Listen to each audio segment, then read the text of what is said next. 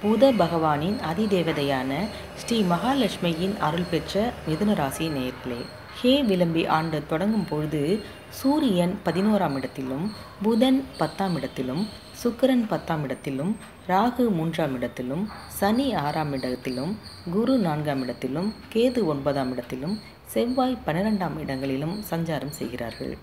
அதனால் தனவரவுகள் அதிகமாகும். அரசாங்க நன்மைகள் அதிகம் ஏற்படும். வழக்கில் சாதகமான திருப்பம் ஏற்படும்.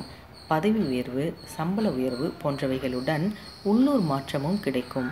தொழில் வியாபாரம் சிறப்படையும். ஆரோக்கியம் நன்றாக இருக்கும். எடுக்கும் முயற்சிகளில் வெற்றி ஏற்படும். குரு பகவான் 4ஆம் இடமான கன்னி ராசியில் இருக்கிறார். அதனால் சொந்தங்கள், சகோதரர்களிடம் கருத்து வேறுபாடுகளையும், செயல்களில் தடை தாமதங்களையும், சுகமில்லாத வாழ்க்கையையும் அளிப்பார். 2/9/2017 ஏற்படும் குரு பெயர்ச்சியில் குரு பகவான் 5ஆம் இடமான துலாம் ராசிக்கு மாற்றமடைந்து ஓராண்டு காலம் அங்கு தங்கி ஆட்சி செய்கிறார். அவரது 9ஆம் பார்வை உங்கள் ராசியாக மிதுனத்தில் பதிகிறது. அதனால் மங்கள நிகழ்வுகள் நடைபெறும். தடைப்பட்ட திருமணங்களும் இதர சுப நிகழ்வுகளும் தடை நீங்கி நன்றாகவே நடைபெறும். வழக்கில் ஜெயம் ஏற்படும். நோய்கள் நிவர்த்தியாகி ஆரோக்கியம் சீர்படும். பதவி உயர்வு, சம்பள உயர்வுடன் உள்ளூர் மாற்றமும் கிடைக்கும். ஆடை ஆபரணங்கள், புதிய பொருள்களின் சேர்க்கை அதிகம் இருக்கும். தொழில் வியாபாரம் சிறப்படையும். மாணவர்களின் கல்வியில் தேர்ச்சி நன்றாக இருக்கும். கலைஞர்கள் புதிய ஒப்பந்தங்கள் மூலம் புகழும் பொருளும் பெறுவார்கள். அரசியல்வாதிகளின் செல்வாக்கு உயரும். புதிய பதவிகள் கிடைக்கும். வருமானம் அதிகமாகும். புதிய வீடு குடிபுகும் நிலை ஏற்படும். மங்கள நிகழ்வுகளும் ஆன்மீக விழாக்களும் நடைபெறும். விருந்து விழாக்களில் பங்கு பெறுவீர்கள். அடுத்த குரு பெயர்ச்சி வரையில் சகல சௌபாக்கியங்களும் ஏற்படும். 5ஆம் இடம் இருக்கும் குரு பகவானின் பார்வை உங்கள் ராசிக்கு 7, 9, 11ஆம் இடங்களிலும் பதிவதால் அவ்விடங்களில் உள்ள கிரகங்களின் மூலம் நற்பலன்கள் அதிகம் ஏற்படும்.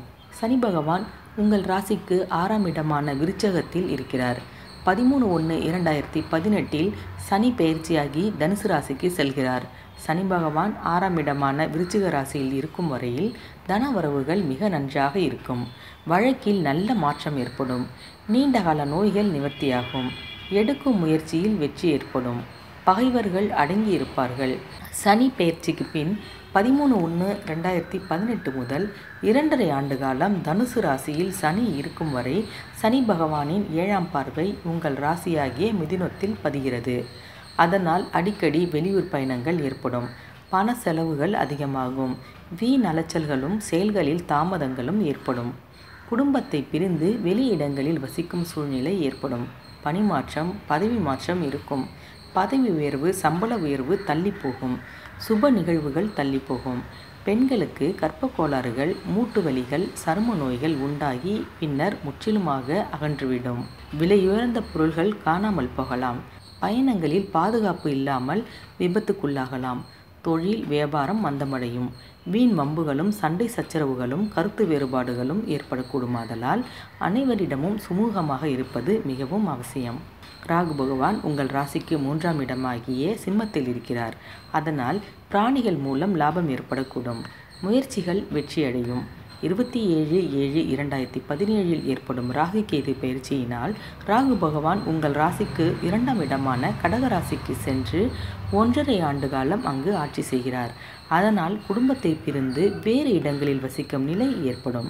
பதவி மாற்றம், பணி மாற்றம், வீடு மாற்றம் போன்றவைகளும் வீண் விரயங்களும் ஏற்படலாம். சுப நிகழ்வுகள் தள்ளி போகும். வீண் வம்பு வழக்குகள் உருவாகும். சுமூகமாக இருப்பது அவசியம். கேது பகவான் உங்கள் ராசிக்கு 9ஆம் இடமான கும்ப ராசியில் இருக்கிறார். அதனால் வீண் செலவுகளும் ஆரோக்கியத்தில் பாதிப்புகளும் எடுக்கும் முயற்சிகளில் வெற்றியும் ஏற்படாமல் இருக்கும். 27/7/2017 ஏற்படும் ராகு கேது பயிற்சியில் கேது பகவான் உங்கள் ராசிக்கு 8ஆம் இடமான மகர ராசிக்கு மாற்றமடைந்து 1.5 ஆண்டு காலம் ஆட்சி செய்கிறார். அதனால் ஆரோக்கியத்தில் பாதிப்புகள் உண்டாகும். காயம், கட்டி, சரும நோய்கள் ஏற்படக்கூடும். கர்ப்ப கோளாறுகளால் பெண்கள் அவதிப்பட நேரும்.